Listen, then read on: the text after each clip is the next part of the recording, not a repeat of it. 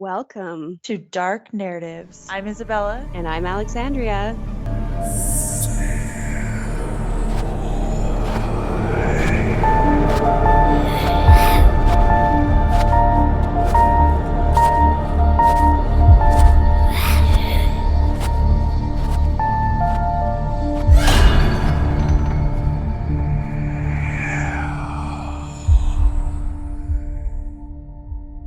All right. So what's new? Not really anything. We relax.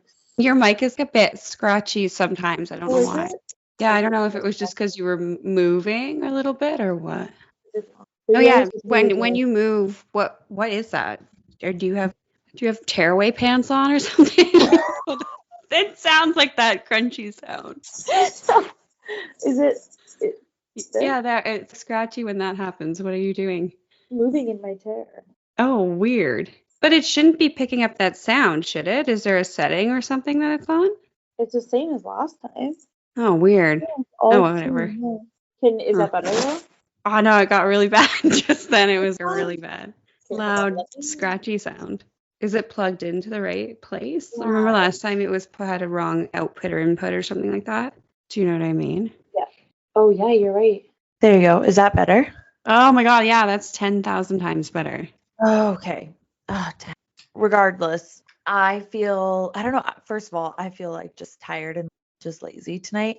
But during the break, yeah, when Dylan's not home, I definitely, I know there's somebody there to pick up the slack a little bit so then I can be lazy. Then knowing when he goes back to work, I'm like, fuck, it's just me. Yeah, that's rough. I know. I know. I had to work from home for a couple of days there, and Lanny had to go to work, and it was no daycare. Last trying week, to work. right? Yeah. I was trying to, and I don't know how many times I put Finding Nemo on. I was telling you I put Finding Nemo on for my daughter, and I forgot how funny that movie is. I can't believe it came out 22 years ago now? That is insane. And it's funny that you say that because my oldest loves Finding Nemo and Finding Dory. I actually love Finding Dory. Both of them, it's so cute. Did you pick up on the first one, Finding Nemo, where he's in the fish tank and then they're like, "Welcome to Wanahakalugi." Yeah, no, it's Mount Wanahakalugi. Yeah, Mount Wanahakalugi. And I'm like, oh my god, I was dying. And the shark that they were all having their AA meeting about not eating fish. Oh my god, yeah.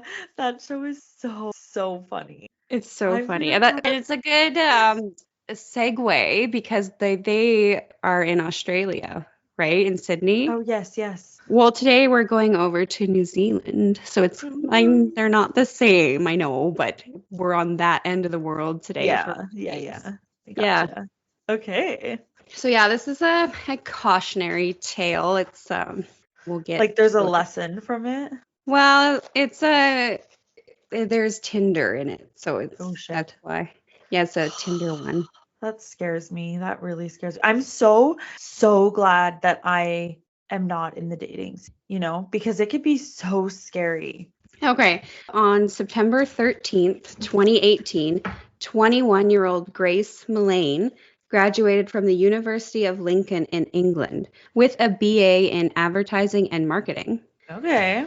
Yeah. Her father, David Millane, was a millionaire property developer also. So she is set up. Her dad. Well. Yeah. Her dad was a millionaire property developer who ran a construction company. So she had a great upbringing. Her parents could provide anything she needed. From all accounts, she was surrounded by extremely supportive and encouraging family members. Her mother, Jillian, and her two older brothers. After years of dedicating most of her time to her studies, she wanted to take a year off and travel before starting her career in marketing. Following in her mother's footsteps, in October 2018, so just a month after graduating, she set off on her adventure. And she was retracing a trip her mother had done during her gap year too. However, I should mention that she was also a gifted artist and she enjoyed creating watercolor painting. And she would post her pictures on Instagram. In October, before departing England, she posted a photo of her last painting to Instagram that was a skull with the caption that said, "Two can keep a secret if one of them is dead." Oh, that's super ominous. Super eerie, yeah. And also, that is like Pretty Little Liars. Have you watched that show? I know, it was really hard for me not to sing that. Yeah, right? That's exactly where my mind went immediately. Yeah. She headed off to Peru. Sorry, solo. This is 2018. I'm sorry, right? Yes. Okay. Yeah, October 2018. She headed off to Peru solo and spent 5 weeks backpacking in Peru. Holy shit. In Peru. I guess the highlight of her trip was a hike along the Inca Trail to an ancient ruins of Machu Picchu. From South America, she headed to New Zealand. Her plan was to go from South America to New Zealand, then Fiji, and finally Australia before returning home. Oh, that's so this incredible. is a big trip. November 20th, 2018, Grace arrived in Auckland, New Zealand. And I was looking up New Zealand, and like I told you, there was 5.5 million people in New Zealand, and there's like 6 sheep for every one person. Yes, that is such a weird fact. And then also they have these massive bugs there. They have the biggest one of the biggest bugs in the world called a weta bug, and it's huge. I just got, you said massive bug. It's huge. Freaks me out. And I actually don't even think I want to look that up. No, they're really creepy looking. And then apparently there's a ton of birds there. I'm not into birds, I gotta say. Yeah, well, because that's what they're named after, the kiwi bird, right? Because there's so many kiwis there, I guess.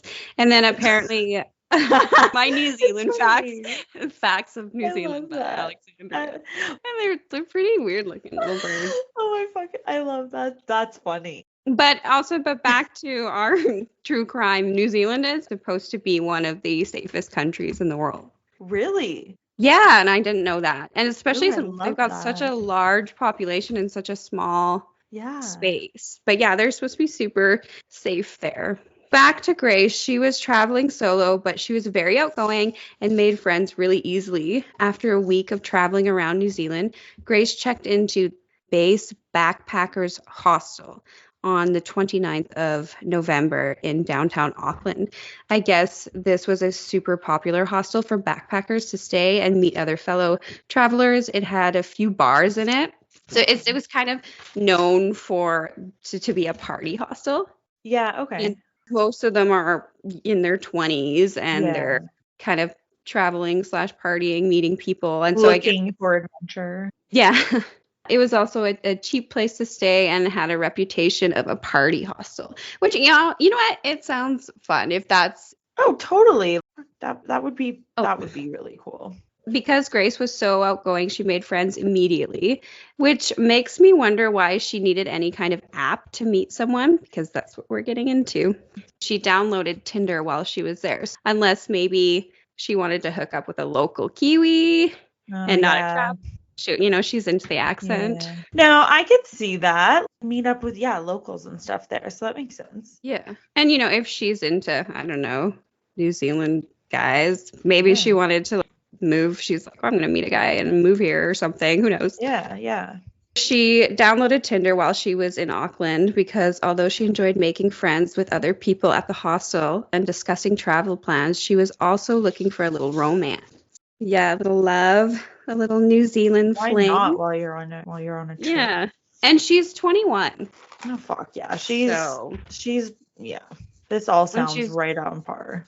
Yeah. Grace was also all over social media, sharing photos of her travels and keeping contact with her family through WhatsApp, sending them daily texts, and also constantly messaging her friends about her adventures.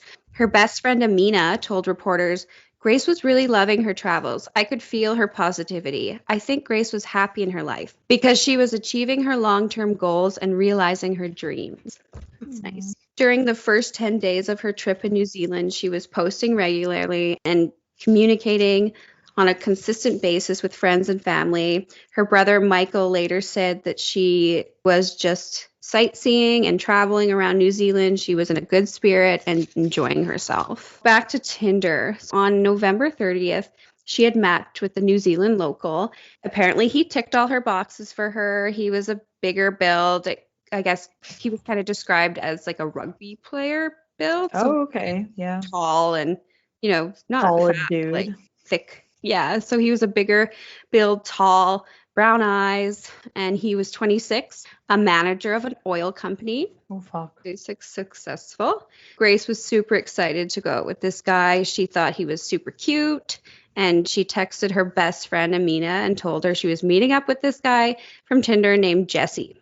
And Amina, though, is not obviously on the trip with her. It's just she's letting her friend know who's far away. Yeah, because she's really excited. It was just okay.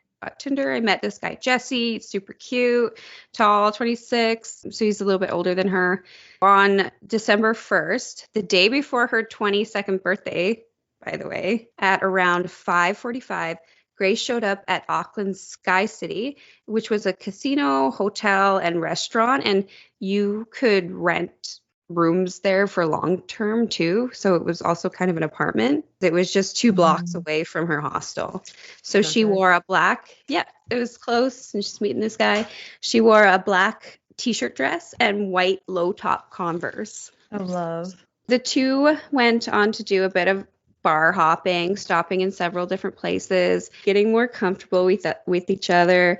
Throughout this entire time, Grace was texting her friend Amina updates, telling her how great the evening was going, how amazing Jesse was. So she was kind of checking in too. Yeah. But also I think she was just more excited. Mm-hmm.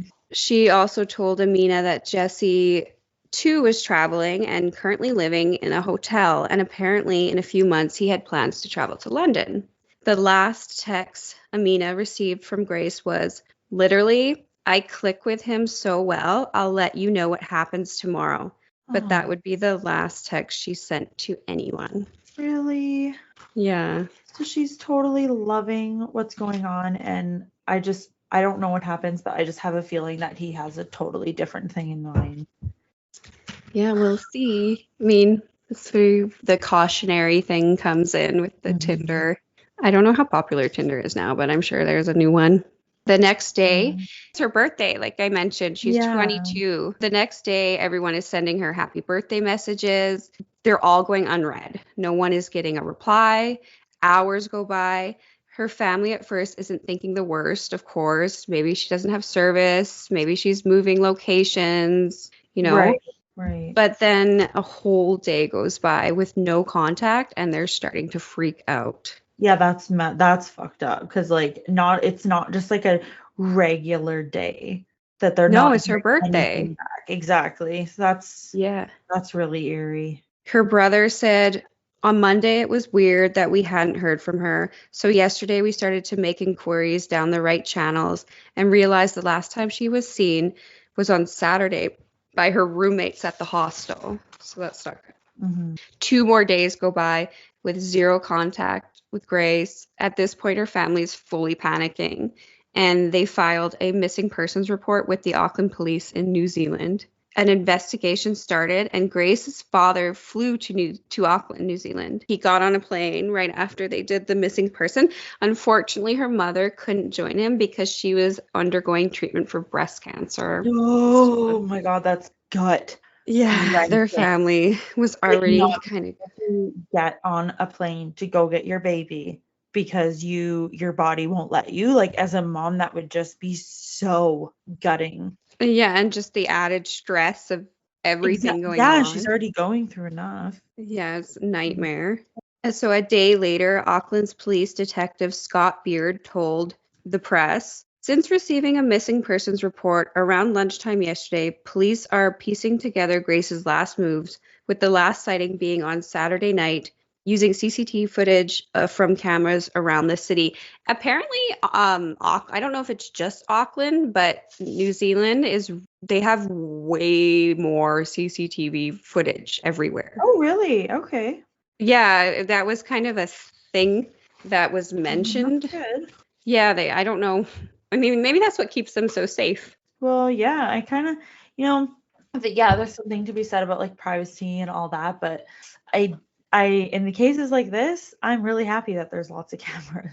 Yeah, exactly. I know it really helped out this investigation. So investigators released a photo of her that had been caught on a camera at Auckland's Sky City casino or bar, whatever it was. It's some kind of place. So at Auckland's Sky City, on the last night she had been seen, that image actually generated a ton of leads from the public. Investigators also discovered that all of Grace's belongings were still at her hostel, left untouched. Oh, Scary. So Detective Scott Beard told the press, "We've spoken to a number of people at the hostel because she was in a room where there was at least 4 people staying, but no one knew anything." Also, this is weird. They found that she changed her itinerary to stay in Auckland until the 8th of December, but didn't tell her family or anyone. She was supposed to leave sooner, but she changed it. And investigators started looking into her social media, and they saw that she had not been active on there either. Which is also weird. Well, and also she doesn't live out there. Like, everything she owns at that given moment is, I'm guessing, in the hostel. So for it nothing to be touched or missing or any signs of her and nobody see her is really jarring. Yeah, nobody knew anything apparently. Of course, they could be lying, but still. Yeah. It's a hostel. You're kind of around people all the time. There's no real privacy there. 5 days after Grace had gone missing, police weren't fully convinced that it was foul play. A day later, the police released another photo from CCTV footage showing Grace getting off an elevator. Sorry, what day did they see this? A day. So 5 days go by, and then the next day, so on the 6th day, they released another photo of her, and she's getting off an elevator. And when was that? Well, that was the night. That was the night that she went missing. Oh, okay. Sorry. Also, she was getting off an elevator with someone. So they're not sure who this person was with, but they found that she was with someone on the night that she went missing. Her dad, David, also made an emotional appeal to the public at a press conference in Auckland. He basically saying that Grace has been missing for several days, and they're very concerned because they've never gone this long without any contact with their daughter, right. Saying she's usually a daily contact with the family, and essentially asking anyone for anything, if anyone has any information or whereabouts, to just come forward, like pleading. Mm-hmm. Yeah, it was so sad. That just makes my stomach turn. Ugh, could you imagine? And you're in a foreign country. Thank goodness they speak the same language. No kidding, because you're in a country and you don't know where your kid is and you're trying to find her and nobody speaks your language. You have no idea where you are in the area. Like, gosh, this just sounds like a nightmare. Going missing in Mexico or something like that. Exactly. More than 25 detectives and officers were assigned to Grace's case, which is good. So they were on top of the shit. As they combed through social media, an officer noticed a new comment on Grace's most recent profile picture that read, "Beautiful, very radiant." Okay. Which I love that word, radiant, and now I'm mad about it. I like that word too, but I don't like the way that was. Yeah, okay. Beautiful, very radiant. The comment was left by Jesse Kempson. At first, they thought it was posted on December 2nd after Grace went missing, which the detective thought was odd. So they so she thought, why would he comment on the day after? So they thought that was odd. So they brought Jesse in for questioning and found out that he had been on a Tinder date with Grace the night before. And also the detective who saw the comment was wrong, and the comment was actually made the night that Grace disappeared on December 1st at 9:30 p.m., which seems more weird to me. Fuck. And she met up with him around 5:30.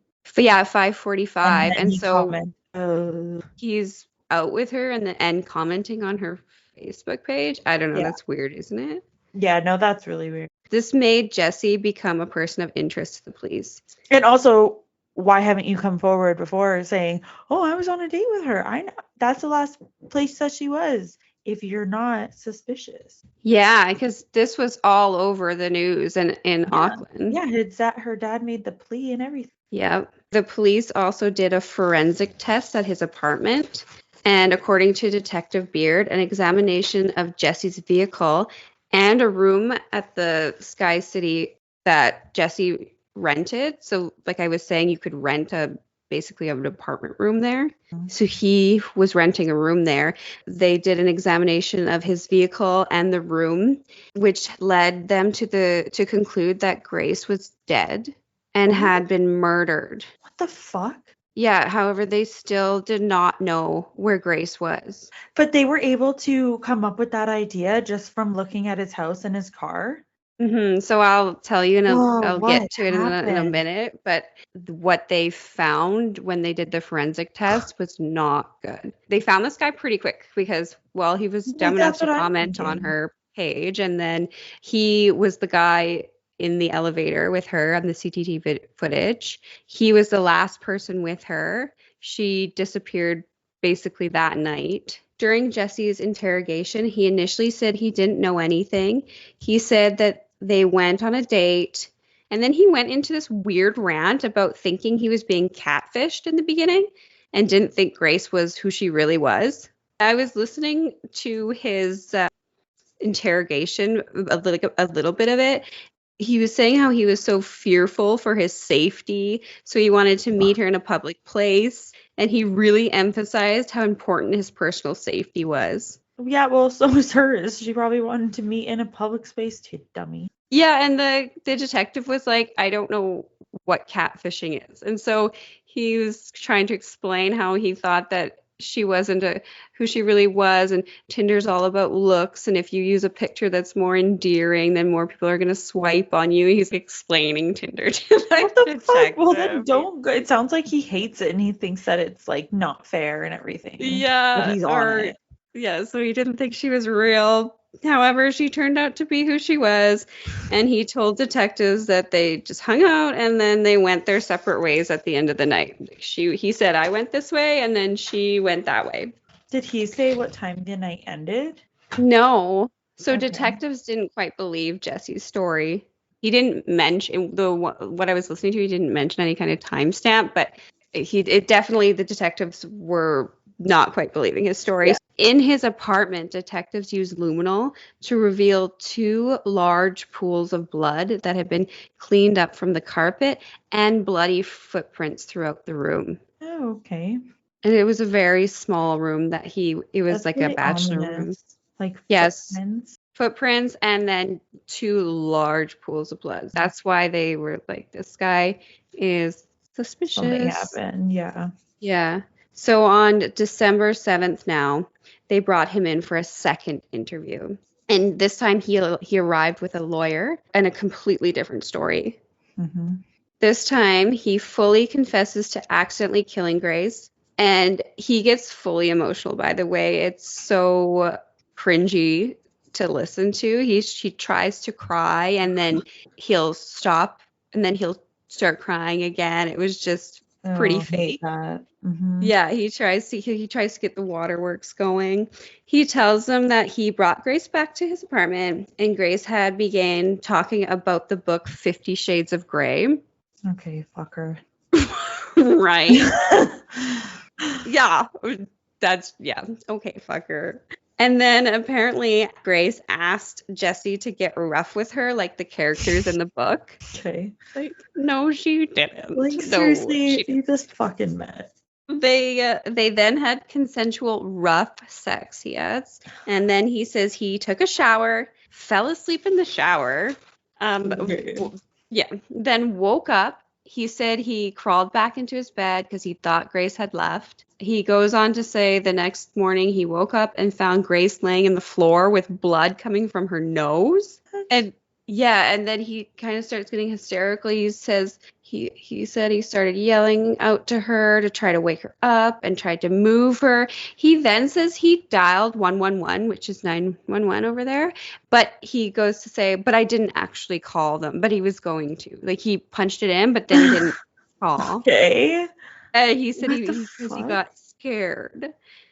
And then they're like, well, why? He's like, well, it just looked bad with a dead body in my room, and Yeah, so he said he didn't. I was just going to say, he is saying that he had rough sex with Grace, and then they're done. He went and took a shower, fell asleep in the shower, and then when he got up, he came out and Grace was on the floor with blood coming out of her nose. Yeah, from rough sex.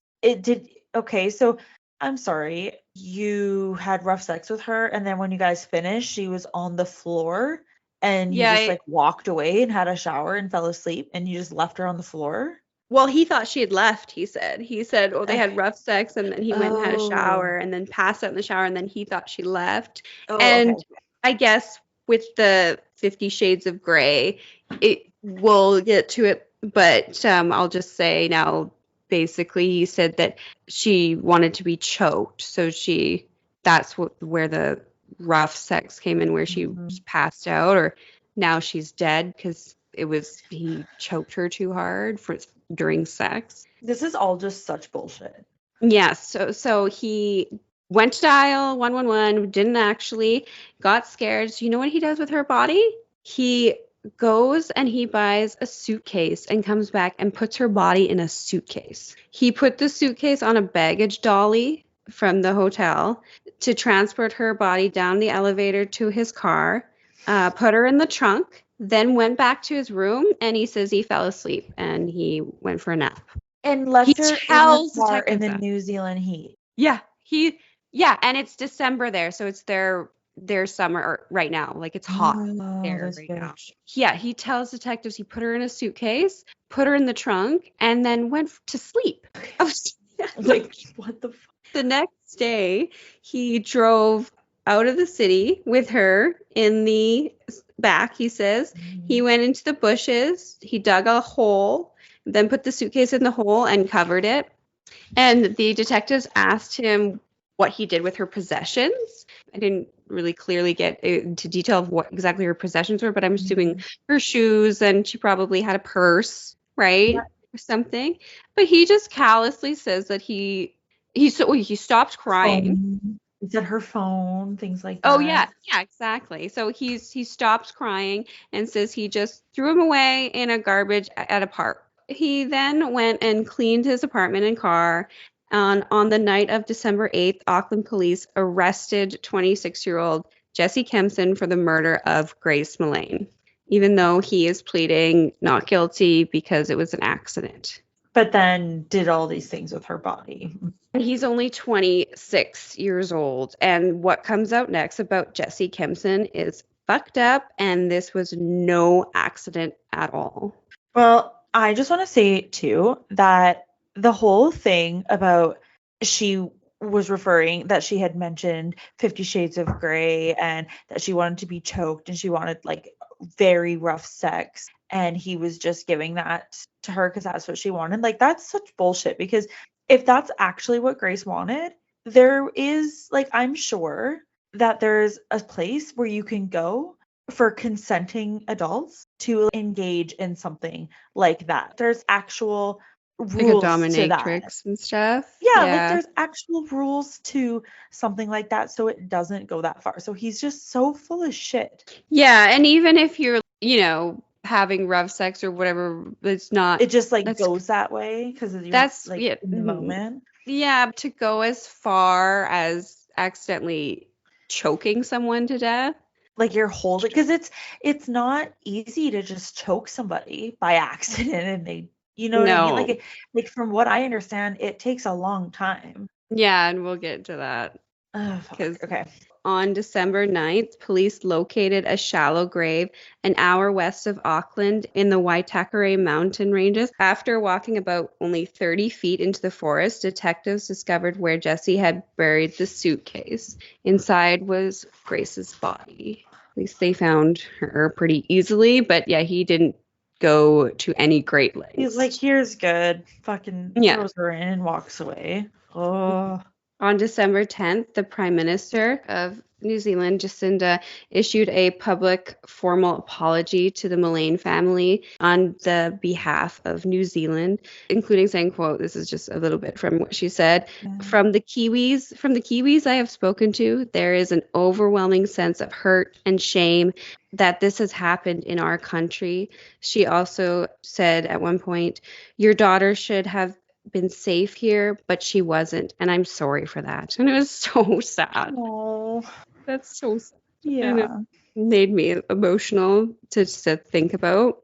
I listened and she sounded very, very sincere and just like, yeah, like genuinely concerned that this has happened in her country. Yeah. On the same day, Jesse Kempson made his first appearance in court. And so because of all the CCTV footage the detectives obtained, police were able to piece together pretty much Grace and Jesse's entire evening, right up to when they both exited the elevator on Jesse's floor where he rented that room. So that picture of her getting out of the elevator was him and her that they released. Wow, okay. Looking for her. They also began to learn that Jesse is a pathological liar and perhaps even a psychopath. The more that came out about him, the more police started to believe that Grace's death was not an accident. I'll give you a little backstory on Jesse. Like, he lies so much, we don't really know what's true or not true, but I have a few things. Jesse Kempson was born December 28th, 1992 in New Zealand. When he was 9, his parents divorced and his mom moved to Australia with his brother. And I'm not entirely sure why she left him behind, but she left his dad and him and took his brother, and they went and moved to Australia. Jesse was raised by his grandparents for a while, but then he was reunited with his dad. His dad, I guess, remarried a woman who had a couple kids, and so he moved back in with them. But reportedly, apparently, Jesse said that his dad beat and abused him. So we're not sure if that's true or not, but yeah, that's awful if it's true. At the age of 19, Jesse had a falling out with this family. I read that they kind of told him that he needed to get help to be a part of this family or get out. Jesse needed to get help? Yeah, so I think that that point there, he was showing signs of kind of the sociopath signs, lying and stealing and stuff. And so the family kind of gave him an ultimatum and he decided to get out. So he moved to Australia for 6 years where he unsuccessfully tried to reconnect with his mother. I don't really know. That sucks. Yeah, that's sad. I mean, I don't really feel bad for the idiot, but like for the adult him, yeah. Exactly, yeah. But at that time, yeah, that sucks. Yeah, I don't really know what happened there. In 2016, Jesse moved back to Auckland. This is when he started to develop a serious track record of telling lies endlessly, including he would tell people he had stomach cancer. He told people he was a manager of an oil and gas company, like he told Grace. Which he was not, by the way. Yeah. He said that he was earning $150,000 a year as a manager. He also told people he had a law degree. He told people his cousin played for the New Zealand All Blacks, which is a rugby team. He lied about his parents. Sometimes he would say his parents were dead and he was adopted by rich people. He would tell people his friends were mostly cops. He would also say he had gang connections. A source said he is a man who no one really seems to know much about because of his incessant lying. Even his own family had largely disowned him, appalled by his constant dishonesty and thievery. So that's kind of how I was saying they said you need to get help or you need to get out because we can't put up with this. And you're an adult. Yeah. Okay. So yeah, depending on the day, the person, the year, you might get a sob story about dead parents, adoption by rich business people, a highly paid career, a law degree, celebrity friends, all Black relatives, and that's the All Blacks, or like rugby team. Okay. Oh yeah, because he was saying one of them was on the on the All Blacks. A child living offshore. He even lied about having a kid.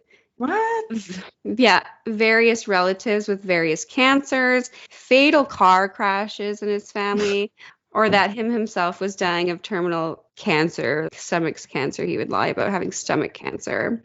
You know what he makes me think of? Those people who every time you tell them a story, they have one 10 times better.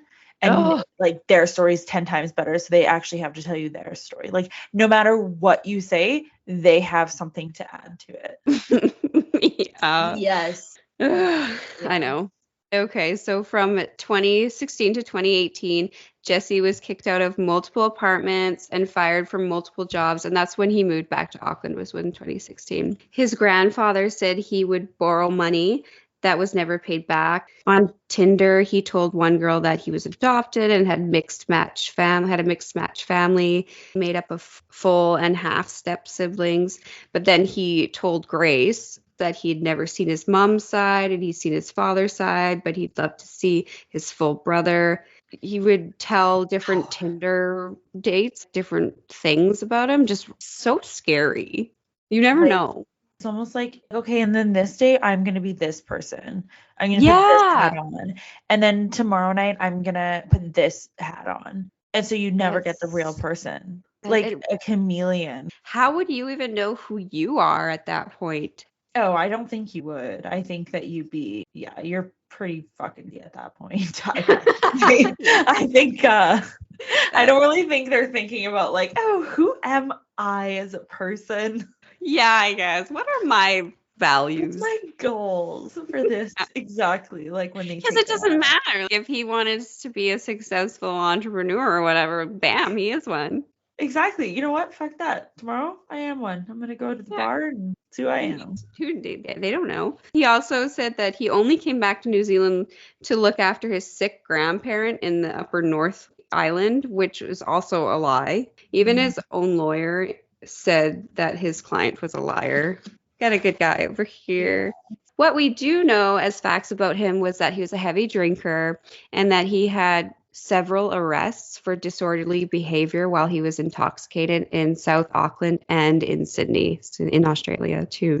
He also moved into an apartment in the City Life building in October of 2018 and rented a very small room.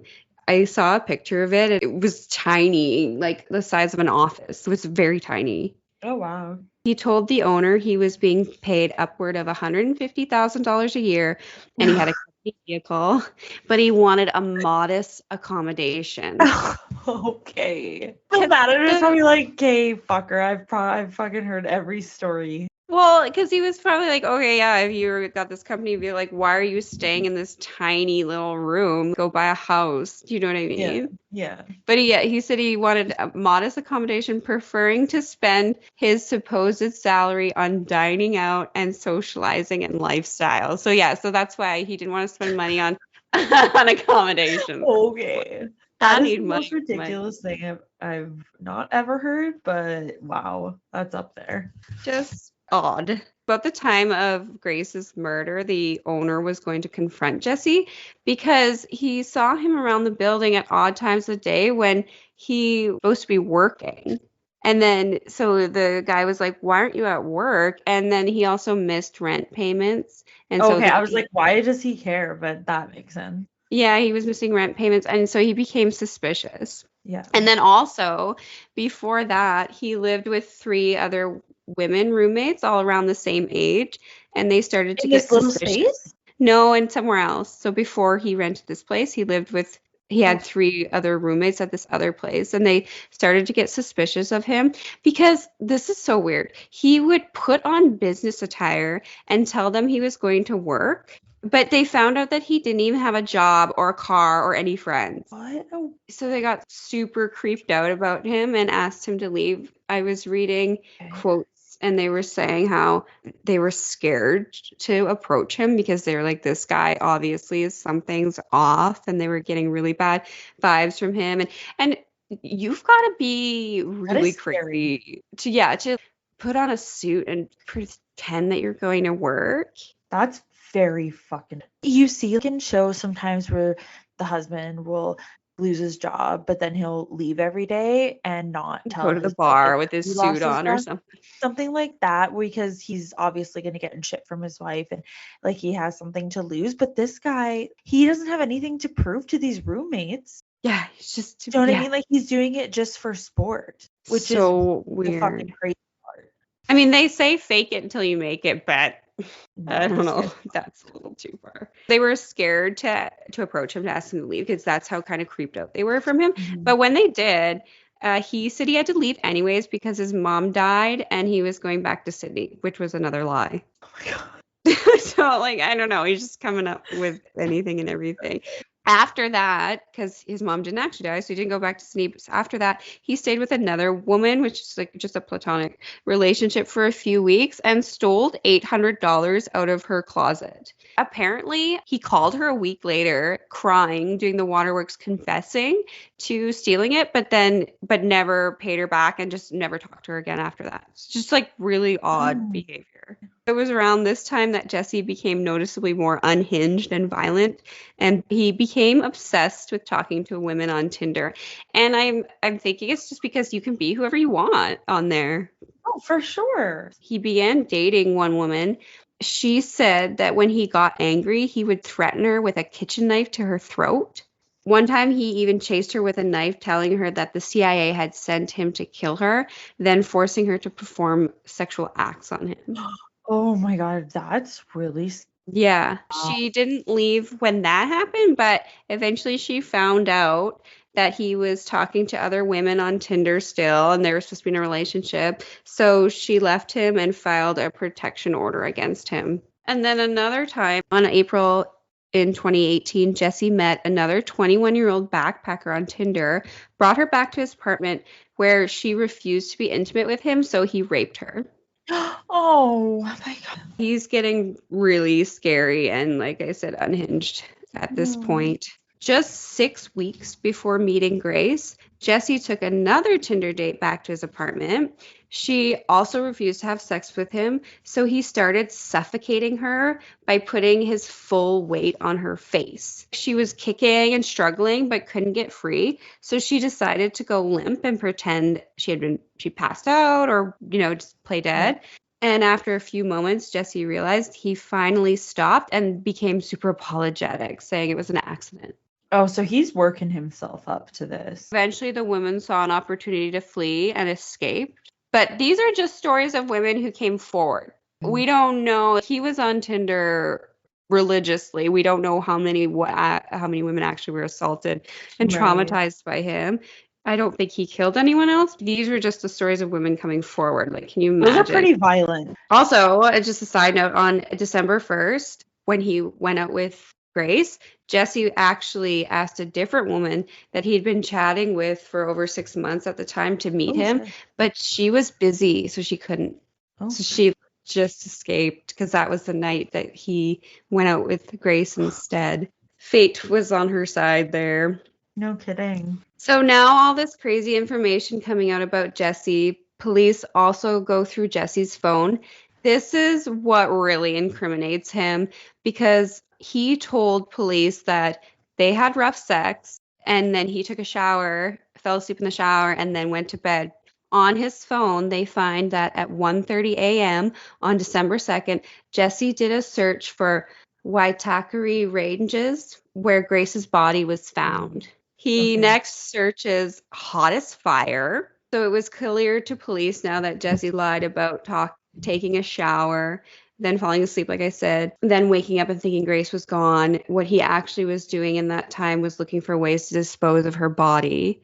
At 1:41 a.m., he started watching porn, then took photos of Grace's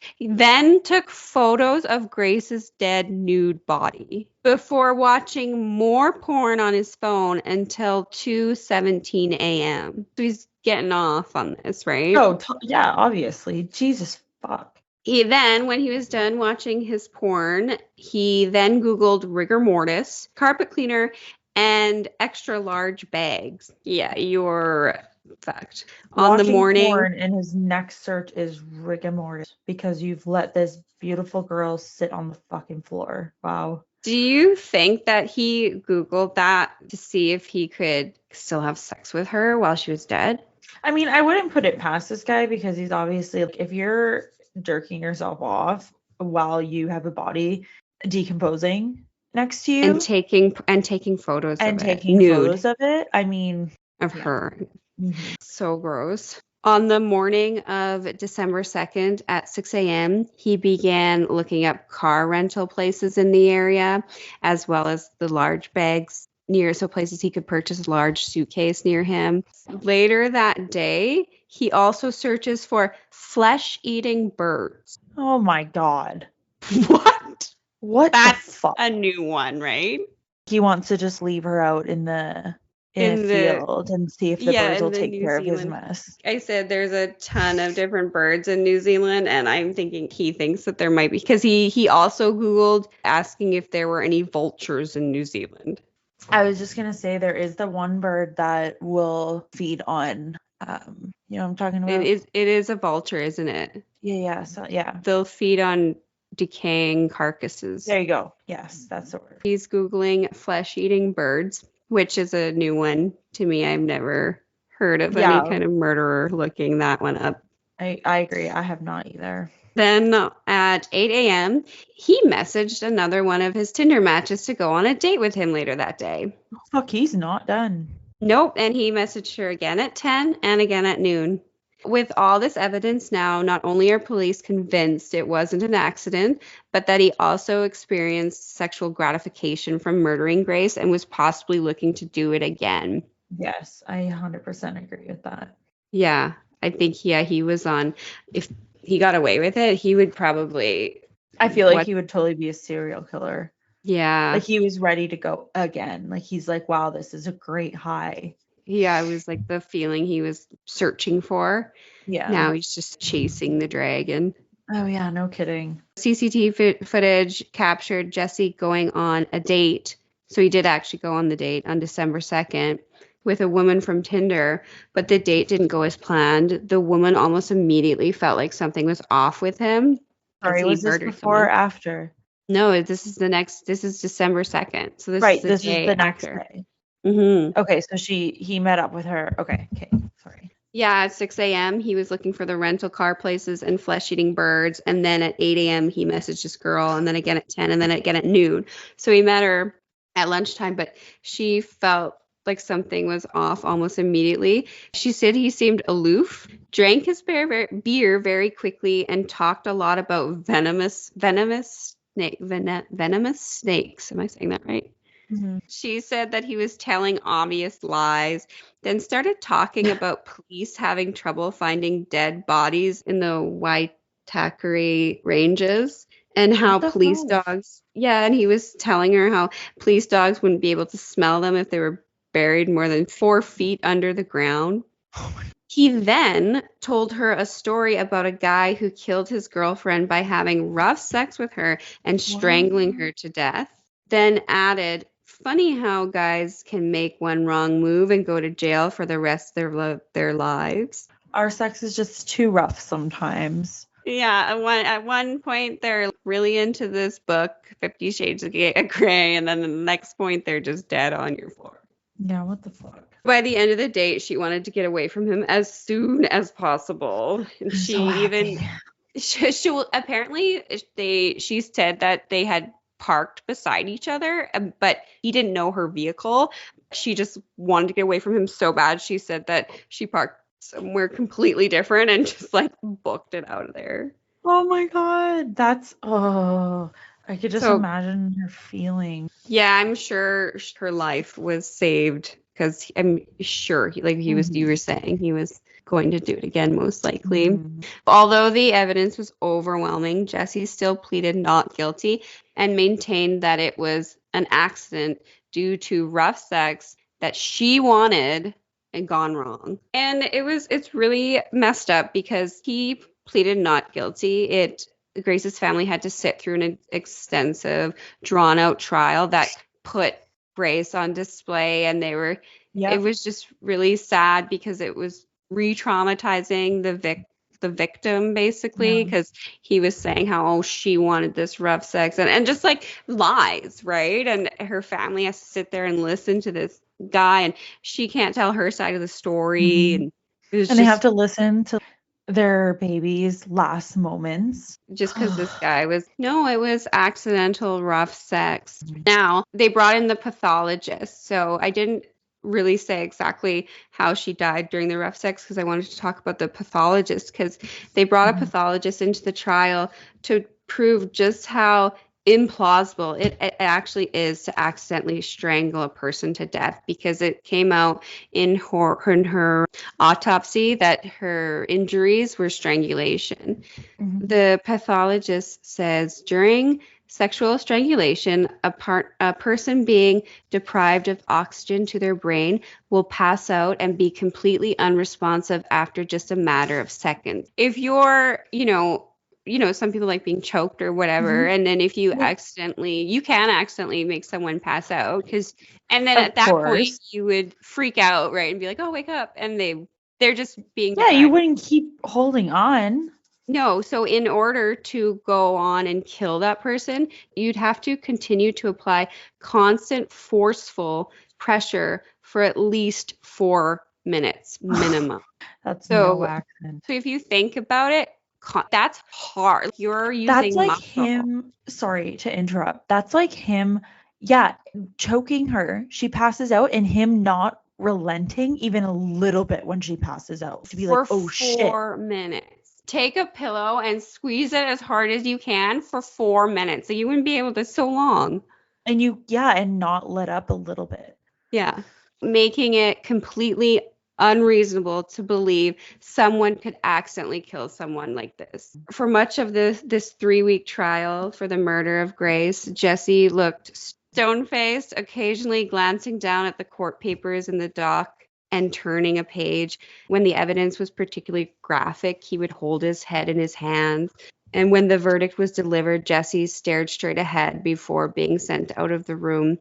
Ultimately, the jury found Jesse guilty of first-degree murder, and in February of 2019, he was sentenced to life with a minimum of 17 years of no parole for the murder of Grace Millane. I feel like it should have been. Well, he's sentenced for life, but a minimum of 17 years with no parole. So he's got life, but he's got to serve at least 17 before he gets any kind of parole. So I feel like that should have been way longer. Like no 17, parole. Exactly. What the fuck?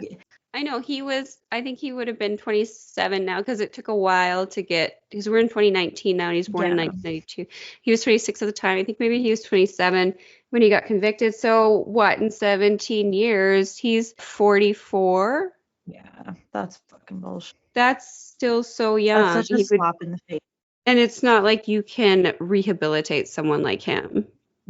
Following that, in October of 2019, Jesse was also convicted of 8 charges relating to various attacks, including using a knife against a woman between November 2016 and April of 2017.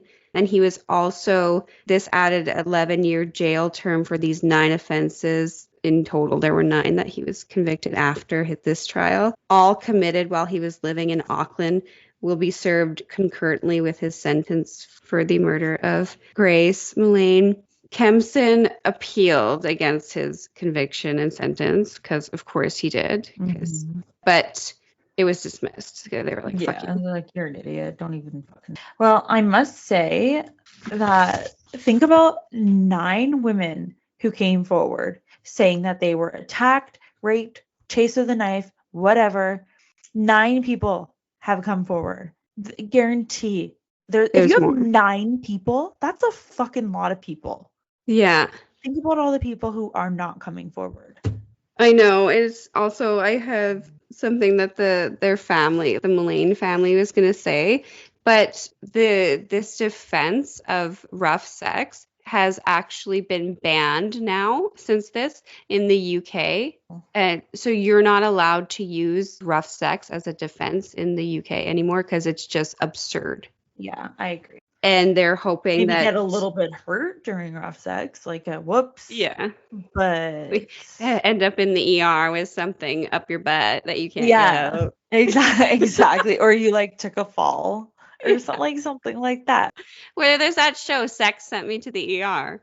Yeah, that's a funny show. Something like that, but yeah, but not this. So so that is kind of a positive thing that came out of this. And then the Millane family was hoping that, the rest of the world would follow in their footsteps, starting with New Zealand. So far, that's, I don't know, been 6 years and nothing really has progressed with banning that defense there. But the Millane family said that they do not think about or speak his name.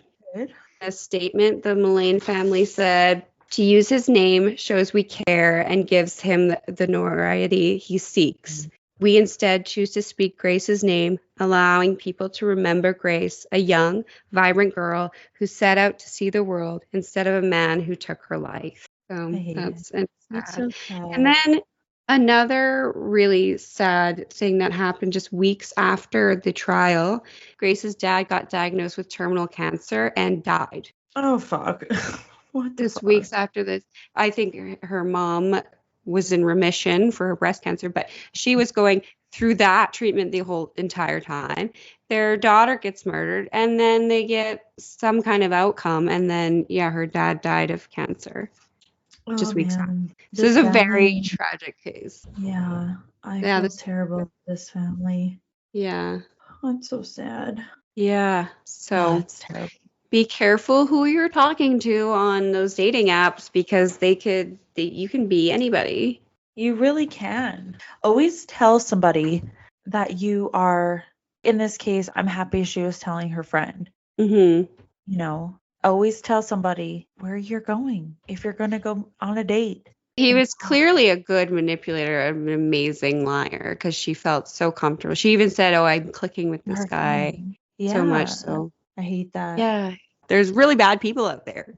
There is. And what freaks me out is you could be, I don't know, grocery shopping or something, and you could pass somebody and they could have the darkest fucking secret. I know. Isn't there a statistic where you pass so many murders in your lifetime or something? I think, there probably is. And that really freaks me out. They could be having somebody at their house. Oh, yeah. Or a body in a suitcase in a car, because that whole time that he was on the date with that other woman the next day, Grace was just in his trunk in the suitcase. Oh, God. Well, should we tell people where they can find us? Yes. I was going to say I would love people to email us your ghost stories or just personal scary stories. Yeah, if you have any, things that have happened in your life that have just been unexplained or scary or haunting, send them over to us, because we love reading about stuff like that. And you can find us on Instagram at Darknarrativespodcast, TikTok at Darknarrativespodcast. And do you want to say our email? Yeah, our email is darknarrativespodcast@gmail.com. Yeah. But it's on our Instagram bio too. Yeah, and all pictures about the episode and everything like that will be on TikTok and Instagram too. Oh yeah, and I was gonna say, and links to where you can listen to us, but obviously you found us. Yeah, you found us. Well, thanks for listening. And that's it for this week. Remember, it's a dark world out there. See you creatures next week.